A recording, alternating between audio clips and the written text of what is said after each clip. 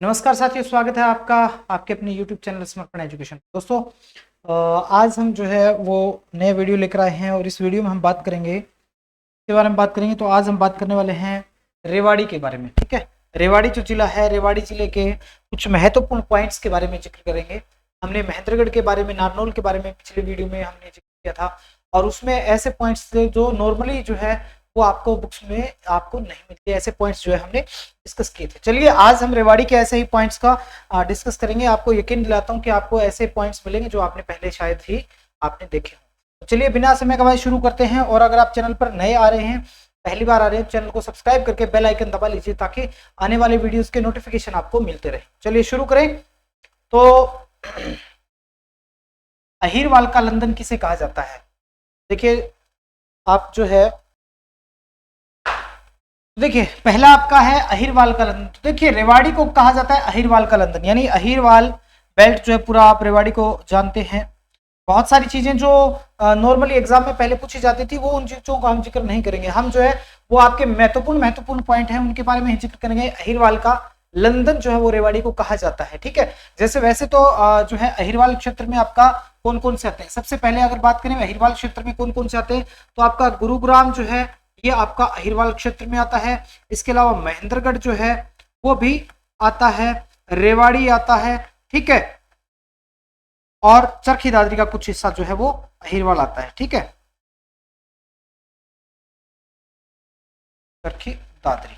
ठीक है, तो ये स्थान आपके ऐसे हैं जहां पर जो है यादव बाहुल्य होने के कारण जो है इसको अहिरवाल क्षेत्र कहा जाता है। लेकिन अगर बात आए अहिरवाल का लंदन किसे कहा जाता है, तो फिर अहिरवाल का लंदन रेवाड़ी को कहा जाता है। रेवाड़ी की तिल्ला जुत्ती प्रसिद्ध है, रेवाड़ी का जो है वो पीतल उद्योग प्रसिद्ध है। लेकिन रेवाड़ी प्रसिद्ध है स्वामी दयानंद सरस्वती के कारण भी। स्वामी दयानंद सरस्वती के कारण जो है वो रेवाड़ी प्रसिद्ध है। कैसे? क्योंकि स्वामी दयानंद सरस्वती जो है यहाँ पर आए थे, रेवाड़ी में आए थे और यहाँ पर क्या किया था इन्होंने? विश्व की प्रथम गौशाला जो लिखित इतिहास की जो है वो कहें या भारतीय इतिहास की, वैसे तो पुराणों में जो है इसका जिक्र आता है, वेदों में जिक्र आता है गौशाला का, लेकिन जो हमारे आधुनिक इतिहास की अगर बात करें तो विश्व की प्रथम गौशाला की अगर बात करें तो वो गौशाला आपकी स्वामी दयानंद सरस्वती के द्वारा इसी नगर अर्थात रेवाड़ी के अंदर जो है वो बनाई गई थी। कब बनाई गई थी? तो देखिए जो स्वामी दयानंद सरस्वती हैं ये आए थे, और ये कब आए थे, कहाँ आए थे? तो देखिए ये आए थे किस राजा के समय, यानी उस समय जो है रेवाड़ी के राजा कौन थे? तो रेवाड़ी के राजा थे रावलाल सिंह। रावलाल सिंह जो है रेवाड़ी के राजा थे। उनके कार्यकाल में ये जो है यहाँ पर आए थे, रेवाड़ी में आए थे और यहाँ पर विश्व की प्रथम गौशाला का निर्माण जो इन्होंने किया था। आगे देखिए रेवाड़ी के नामकरण की बात अगर करें, रेवाड़ी का नामकरण किस प्रकार हुआ या किस प्रकार माना जाता है, इसकी अगर हम बात करें तो देखिए राजा रेवत है, इनकी पुत्री का नाम है रेवती। ठीक है, रेवा या रेवती जो इनकी पुत्री का नाम है और उस पुत्री के नाम के ऊपर जो है इन्होंने अपना जो इस नगर का नाम रखा। ठीक है, अब देखिए दूसरी बात क्या है कि ये जो रेवती अगर बात करें तो राजा रेवत की पुत्री रेवती, ठीक है, इन्होंने इनके नाम पर जो है इनका नाम रखा है रेवती। और राजा रेवत कौन है? तो ये देखिए इनकी बात करें तो ये भगवान कृष्ण के बड़े भाई बलराम जो हैं इनके ससुर हैं राजा रेवत। ठीक है, और इन्होंने अपनी पुत्री रेवती का जो है वो विवाह किया था बलभद्र या बलराम के साथ, और इसीलिए जो है इन्होंने इस स्थान को जो है ये स्थान जो इनको अपने दहेज में दिया था, ऐसा किंवदंतियों में सुना जाता है, जनश्रुतियों में ऐसी बात जो है सुनी जाती है। लिखित में कहीं नहीं है ऐसी बात। राजा रेवत ने अपनी पुत्री का जो है वो विवाह किया था बलराम के साथ, तब उन्होंने जो है रेवती के नाम पर जो है ये नगर जो है दहेज में दिया था, ऐसा सुनने में आता है। दूसरा आता है कि अनिरुद्ध प्रदेश के राजा रेवत ने अपनी पुत्री का विवाह बलराम से किया। तो देखिए यही एक ही बात है, इस बात को दोनों में अलग अलग तरीके से कहा गया। बलराम जो है वो यही कृष्ण के भाई बलराम है, ये भी भगवान कृष्ण के भाई बलराम है। ठीक है, तो यहां पर एक तो बताया है अनिरुद्ध प्रदेश के राजा रेवत ने अपनी पुत्री का विवाह बलराम से किया। ठीक है, तो अब इस किंवदंती में क्या कहा जाता है, इसमें तो ये कहा जाता है कि ये नगर इन्होंने दहेज में दिया, और ये मान्यता जो है, ये मान्यता कहती है कि ये पूरा का पूरा जो जंगल वाला इलाका हुआ करता था, और ये जंगल वाला इलाका जो है वो पूरा जो रकबा था इन्होंने अपनी पुत्री को दहेज में दे दिया, और बाद में बलराम ने जो है यहाँ पर ये नगरी को जो है आबाद किया था, बसाया था। ऐसा दोनों ही अलग अलग, दोनों में अलग अलग माना जाता है, लेकिन जो है वो माना क्या जाता है कि ये स्थान जो है वो रेवाबाड़ी के नाम से प्रसिद्ध था, रेवाबाड़ी के नाम से प्रसिद्ध था, जो धीरे धीरे कालांतर में क्या बन गया, ये बन गया रेवाड़ी। ये रेवाबाड़ी के नाम से था और रेवाड़ी जो है वह बाद में ये बन गया धीरे धीरे। ठीक है, तो इस प्रकार इसका नामकरण हुआ। अगला यहां पर आता है बलभद्र, बलभद्र सराय। बलभद्र सराय ये किससे संबंधित है, ऐसा अगर आए तो ये बलभद्र सराय जो है वो कहां है। पहली बात तो ये आपकी रेवाड़ी में है। ठीक है, दूसरी बात, ये बलभद्र सराय फेमस क्यों है, प्रसिद्ध क्यों है, क्या इसका इतिहास में इसका संबंध क्या है। तो देखिए, अगर इसकी बात करें तो बलभद्र सराय हुआ क्या कि जब ये बलराम जी हैं जो रेवती को विवाह के ब्याहने के लिए आए थे यहाँ पर, तो जिस सराय के अंदर रुके थे, यानी कि पूरी बारात जो है जिस सराय, जिस धर्मशाला के अंदर रुकी थी, उस सराय का नाम क्या है, बलभद्र सराय है। ठीक है, तो ये बलभद्र सराय जो है वो यहाँ बलराम के बारात जो आई थी, बलराम भगवान कृष्ण के जो भाई थे उनकी बारात जो आई थी, वो जिस सराय में ठहरी थी, यहाँ रेवती को ब्याहने आई थी, तो उस सराय का नाम क्या है, बलभद्र सराय है। और यहीं पर बारात का जो है वो स्वागत किया गया था। बारात का जो स्वागत है वो इसी सराय में किया गया था, इसलिए इसको जो है ये प्रसिद्ध है। बलभद्र सराय जो है किससे संबंधित है, तो बलराम के विवाह से संबंधित है, और ये जो है रेवाड़ी में है। ठीक है, आगे देखिए, महाभारत के द्रोण पर्व में भी रेवाड़ी का चर्चा है। रेवाड़ी का चर्चा जो है वो है किस नाम से, तो वो रेवाबाड़ी के नाम से है, रेवाबाड़ी के नाम से महाभारत के द्रोण पर्व में। अब देखिए, प्रश्न इस तरीके से नहीं पूछा गया, प्रश्न क्या पूछा जा रहा है कि रेवाबाड़ी शब्द जो है वो कहां मिलता है, तो वो मिलता है महाभारत में, एक बात। दूसरी बात, महाभारत के किस पर्व में मिलता है, पर्व का मतलब अध्याय, तो ये महाभारत के द्रोण पर्व में जो है ये मिलता है रेवाबाड़ी शब्द। ठीक है, रेवाड़ी शब्द भी आपका पेपर में पूछा जा सकता है, रेवाड़ी महाभारत के किस पर्व में जिक्र आया है, तो वो आया है आपका द्रोण पर्व में जिक्र आया है, ये बात आप ध्यान रखेंगे। दूसरा देखिए, ये रेवाड़ी के लिए जो मेन जो है आपके भारतीय इतिहास में सम्राट हेमू हुए हैं, सम्राट हेमू हुए हैं। इनका जन्म भी कहां हुआ, इनका जन्म भी रेवाड़ी में हुआ। बड़े टैलेंटेड आदमी थे ये, क्या थे, आदिल शाह के प्रधानमंत्री थे, आदिल शाह के प्रधानमंत्री थे। और जैसे ही इनको पता चला हुमायूं की मृत्यु हो चुकी है, तो इन्होंने कर दिया दिल्ली सल्तनत के ऊपर आक्रमण। और ये आक्रमण करने के बाद जो है 7 अक्टूबर 1556 को, 7 अक्टूबर 1556 को दिल्ली की गद्दी पर बैठ गए थे, यानी दिल्ली के सुल्तान जो मुगल साम्राज्य हुआ करता था, उस मुगल साम्राज्य में ये 7 अक्टूबर 1556 को इन्होंने खुद को दिल्ली का सम्राट घोषित कर दिया था। और इन्होंने जो है जो उसके बाद, क्योंकि अकबर तो उस समय बचपन में था, छोटा था, और वो बैरम खान के संरक्षण में था, हुमायूं की हो चुकी थी मृत्यु सीढ़ियों से गिरने से, तो उस बीच ये यहां पर हो गया, राजा बन गया। ठीक है, हालांकि इसने पूरा जो है ये आदिल शाह का वो था, ठीक है, प्रधानमंत्री, और इसने आक्रमण करके जो है ये जीता था। लेकिन कुछ ही समय में क्या हुआ था, 1556 में ही हुआ था दूसरा पानीपत का युद्ध। ठीक है, पानीपत की लड़ाई जो हुई थी सेकंड, इसमें जो है ये लगभग युद्ध जीत चुका था, लेकिन इसके हाथी की आंख में भाला लगने की वजह से हाथी जो है वो वहां से इसको नीचे गिरा दिया। और उस समय जो है वो सेनापति जो अकबर का था, बैरम खान, उसने मौत के घाट उतार दिया था हेमू को। ठीक है, तो हेमू कहते हैं ये नमक का व्यापारी था, हेमू जो है वो नमक का व्यापारी था। ठीक है, कुछ लोग तो कहते हैं कि ये बनिया था, कुछ लोग कहते हैं कि एक ब्राह्मण था, लेकिन जो भी था वो पेपर में ऐसा नहीं पूछा जाता। तो यहां पर 7 अक्टूबर, ये इंपॉर्टेंट चीज क्या है कि हेमू दिल्ली सल्तनत का सम्राट कब बना, 7 अक्टूबर 1556 को जो है वो दिल्ली का सम्राट बनने में सफल रहा। कुछ समय बाद 1556 में दूसरी लड़ाई, पानीपत की दूसरी लड़ाई, और ये मारा गया। अगला देखिए, अब देखिए यहां पर क्या है, ये पॉइंट हमारा 1803 से 1808 ईस्वी तक लेप्स की नीति के अंतर्गत रेवाड़ी को दिल्ली डिवीजन का जिला बना दिया गया। देखिए एक पॉइंट मैं यहां पर क्लियर करना चाहूंगा, ये लेप्स की नीति जो है, लेप्स की नीति आप इसको कह सकते हैं व्यपगत सिद्धांत। ये आपको थोड़ा सा मैं क्लियर कर देता हूं यहां पर, क्योंकि इस समय ये नीति लागू ही नहीं थी। ठीक है, ये नीति लागू कब हुई? 1848 में हुई थी। किसके द्वारा? लॉर्ड डलहौजी के द्वारा। लॉर्ड डलहौजी के द्वारा जो है ये नीति लागू की गई थी, लेप्स की नीति, विलय की नीति, व्यपगत सिद्धांत। ठीक है, लेकिन अगर यहां मैं आपसे बताऊं कि यहां ऐसा क्यों कहा गया है, 1803 से 1808 तक रेवाड़ी को जो है वो दिल्ली डिवीजन का जिला बना दिया गया। दिल्ली डिवीजन जो था अंग्रेजों का, उसका जिला बना दिया गया था रेवाड़ी को 1803 से 1808 तक।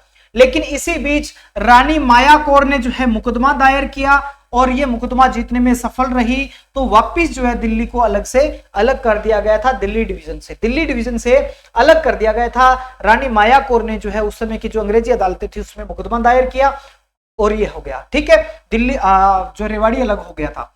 तो ये लेप्स की नीति के तहत अंतर्गत का मतलब क्या है, लेप्स की नीति की तरह ही जोर जबरदस्ती से अंग्रेजी सरकार ने रेवाड़ी को दिल्ली डिवीजन में मिलाया था। अब देखिए प्रश्न क्या आता है, प्रश्न आता है कि रेवाड़ी दिल्ली डिवीजन का हिस्सा रहा कब से कब तक, या रेवाड़ी डिवीजन का एक जिला रहा कब से कब तक? तो 1803 से 1808 तक, यानी 5 साल तक जो है वो ये रहा था दिल्ली डिवीजन का हिस्सा। ठीक है, ये मायाकोर, रानी मायाकोर का संबंध किससे है? तो रानी मायाकोर का संबंध जो है वो आपका रेवाड़ी से है, क्योंकि इन्होंने मुकदमा करके वापस जो है रेवाड़ी को अलग जो है वो किया था।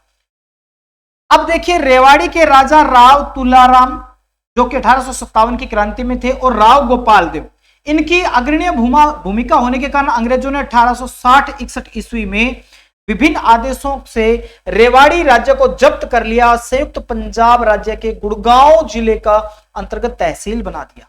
देखिए 1860-61 में क्रांति हुई, 1857 में, 1857 में ये कई महीने तक क्रांति चली, और उसके बाद क्या हुआ कि धीरे धीरे करके क्रांति को दबा दिया गया। जो प्रमुख नेता थे या तो उनको फांसी चढ़ा दिया गया या फिर वो भूमिगत हो गए। ठीक है, तो ऐसे में 1860-61 में जो अंग्रेजी सरकार थी, क्योंकि यहां से जो राजा राव तुलाराम थे ये तो यहां से चले गए थे अफगानिस्तान की तरफ। ठीक है, और वहीं इनकी मृत्यु हो गई थी। इस बीच क्या हुआ, अंग्रेजों ने क्या किया था, ये हड़प लिया था रेवाड़ी, और विभिन्न आदेशों के तहत जो 1860-61 ईस्वी में रेवाड़ी को जब्त कर लिया, यानी कि रियासत जो अलग थी उससे जब्त कर लिया, और रेवाड़ी को कहां मिला दिया? रेवाड़ी को उस समय जो संयुक्त पंजाब था, यानी कि जो पंजाब, अब संयुक्त पंजाब का मतलब कौन सा? अब जो हरियाणा है, अब जो हिमाचल है, अब जो पंजाब है, और पाकिस्तान में जो पंजाब है, ये पूरा का पूरा इलाका संयुक्त पंजाब था। इस संयुक्त पंजाब के अंदर मिला दिया था रेवाड़ी राज्य को, और रेवाड़ी राज्य को क्या बनाया था? गुड़गांव उस समय जिला था, और गुड़गांव जिले की तहसील। प्रश्न ये बनता है रेवाड़ी को तहसील कब बनाया गया था? तो 1860-61 ईस्वी में, 1860-61 के जो वित्तीय वर्ष था उसमें रेवाड़ी को तहसील बना दिया था। किस जिले की? गुड़गांव की। गुड़गांव कहां था? तो उस समय के संयुक्त पंजाब का एक जिला था। ठीक है, अब यहां पर जो है इसके अंदर मिला दिया तहसील है। अब देखिए 1861 से लेकर 1972 तक जो है वो क्या रहा? 1972 तक अगर बात करें तो रेवाड़ी तहसील ही रहा। ठीक है, 1972, 100 साल से अधिक समय तक रेवाड़ी तहसील रहा। किसकी? गुड़गांव जिले की। फिर जो है 1972 में क्या किया? 1972 में इसको जो है रेवाड़ी को उपमंडल बना दिया था। ठीक है, तहसील से क्या बना दिया? उपमंडल, यानी सब डिवीजन बना दिया, और सब डिवीजन बनने के बाद इसको शामिल कर दिया महेंद्रगढ़ जिले में। तो यहां प्रश्न आता है कि रेवाड़ी को महेंद्रगढ़ जिले में कब मिलाया गया और किस रूप में मिलाया गया? तो महेंद्रगढ़ में मिलाया गया 1972 में, और इसको क्या बना दिया गया? सब डिवीजन बना दिया, उपमंडल बना दिया गया। उपमंडल बनाने के बाद महेंद्रगढ़ जिले में रेवाड़ी को शामिल कर दिया गया। और उसके बाद जो है 1 नवंबर 1989 को रेवाड़ी को क्या बना दिया? एक अलग से जिला बना दिया। रेवाड़ी को जो है वो अलग से जिला बना दिया 1 नवंबर 1989 को। अब देखिए 1857 की क्रांति की अगर बात करें तो कुछ महत्वपूर्ण बातें। राजा राव तुलाराम और राव गोपाल देव, ठीक है, ये इन्होंने अग्रणीय भूमिका निभाई थी। ठीक है, और नसीबपुर के मैदान में जो है ये लड़ाई लड़ी गई, और इसी लड़ाई के दौरान जो है वो ब्रिटिश सेनापति जेरार्ड, ये इंपॉर्टेंट है, इसको आप याद रखें, 1857 की क्रांति के तहत अंग्रेजों के किस अधिकारी को जो है इन्होंने मार दिया था, राव तुलाराम और राव गोपाल देव की सेना ने, वो थे सेनापति जेरार्ड। जेरार्ड जो थे इनको मार दिया गया था। आपका प्रश्न आता है जेरार्ड का संबंध जो है किससे, तो 1857 की क्रांति से है। किस रियासत से है, किस जिले से है, तो रेवाड़ी से है, रेवाड़ी जिले से। ठीक है, इसके बाद देखिए स्वामी दयानंद की बात हमने की थी इस वीडियो के शुरू में। स्वामी दयानंद का आगमन हुआ था, कब हुआ था कि 1872 में रेवाड़ी की गद्दी पर प्रथम स्वतंत्रता संग्राम के महानायक राजा राव गोपाल देव के पुत्र राव लाल सिंह बैठे। अब देखिए राव लाल सिंह 1872 में गद्दी पर बैठे थे, और इनकी गद्दी पर बैठने के बाद जो इन्हीं के समय में स्वामी दयानंद सरस्वती रेवाड़ी आए थे, तब इन्होंने यहां पर 14 दिन की जन चेतना यात्रा की थी। प्रश्न यह बनता है स्वामी दयानंद सरस्वती हरियाणा में रेवाड़ी में कब आए थे, या उस समय कौन राजा था, तो राजा गोपाल देव के पुत्र राजा लाल सिंह उस समय थे, रेवाड़ी के जो है वो गद्दी पर राजा थे। ठीक है, और इसी दौरान इन्होंने विश्व की सर्वप्रथम गौशाला का निर्माण रेवाड़ी में करवाया। आधुनिक गौशाला की बात हो रही है, आधुनिक गौशाला का निर्माण जो है इन्होंने रेवाड़ी में उस समय करवाया था, यानी स्वामी दयानंद सरस्वती ने। अब प्रश्न आता है हरियाणा की प्रथम गौशाला कहां खुली, तो वो रेवाड़ी में खुली। किसने खोली, तो वो स्वामी दयानंद सरस्वती ने खोली। ठीक है, 14 दिन की यात्रा पर आए थे। अब देखिए यहां पर कुछ सरोवर हैं रेवाड़ी के, क्योंकि रेवाड़ी जो है वो सुदूर इलाके में जहां है वहां पर पानी की बड़ी विकट समस्या रहती है, और नदियों का भी अभाव है। बरसाती नदियां कुछ है जो आज के समय में लुप्त प्राय हो चुकी हैं। तो ऐसी अवस्था में वहां पर जो है उस पुराने समय के अंदर ही पानी की समस्या हुआ करती थी। आज भी जो कि तो समस्या है। पुराने समय में क्या हुए थे, यहाँ पर जो यहाँ के लाला वगैरह थे, जो सेठ वगैरह थे, बड़े जो साहूकार थे, वो क्या करते थे, धर्मार्थ में जो है वो तालाबों का, बावड़ियों का निर्माण करवाया करते थे। जैसे आपने देखा होगा बावड़ियों का शहर नारनौल को कहा जाता है, तो वहां पर बहुत सारी बावड़ियां हैं। इधर आप देखेंगे इस पूरे साइड में, आप महेंद्रगढ़ साइड में देखेंगे, भिवानी की चरखी तारदी, भिवानी में तो नहीं मिलेगी, लेकिन आपका महेंद्रगढ़ और जो रेवाड़ी का इलाका है, यहाँ पर जो है बावड़ियां ज्यादातर है, वहां पर आपको मिलेंगी। गांव के अंदर, बड़े बड़े गांव के अंदर बड़ी बड़ी बावड़ियां मिलेंगी, सरोवर मिलेंगे। उनमें से रेवाड़ी के कुछ प्रमुख सरोवरों की बात अगर करें तो यह है 16 राही सरोवर। 16 राही सरोवर जो है इसका संबंध कहां से है, तो आपका उत्तर होना चाहिए ये रेवाड़ी से संबंधित है। अब मात्र इसके अवशेष ही बचे हैं, यानी कि ये लगभग जो है वो अभी इसकी जो है वो नाम मात्र के अवशेष ही है, बाकी खत्म हो चुकी है ये बावड़ी। ठीक है, सरोवर जनता ने सामूहिक प्रयासों से चंदा इकट्ठा करके ये बनवाया था। ठीक है, चंदा इकट्ठा करके इस तालाब का निर्माण करवाया था। ठीक है, अक्सर ऐसे तालाब पक्के हुआ करते थे जिसमें बरसात आदि का पानी जो है वो आता था। ठीक है, और इसमें जो है ये किसकी जो है देख रेख में बनाया गया था, तो भगत गंगाराम भगत जो है समाज सेवी थे, गंगाराम भगत। इनकी देख रेख में ये जो आपका 16 राही जो है ये सरोवर बनाया गया। 16 राही नाम क्यों पड़ा इसका, क्योंकि जहां पर ये सरोवर है वहां पर 16 रास्ते मिलते हैं आकर के, वहां पर विभिन्न 16 रास्ते आकर के मिलते हैं, इसलिए इसका नाम पड़ा 16 राही।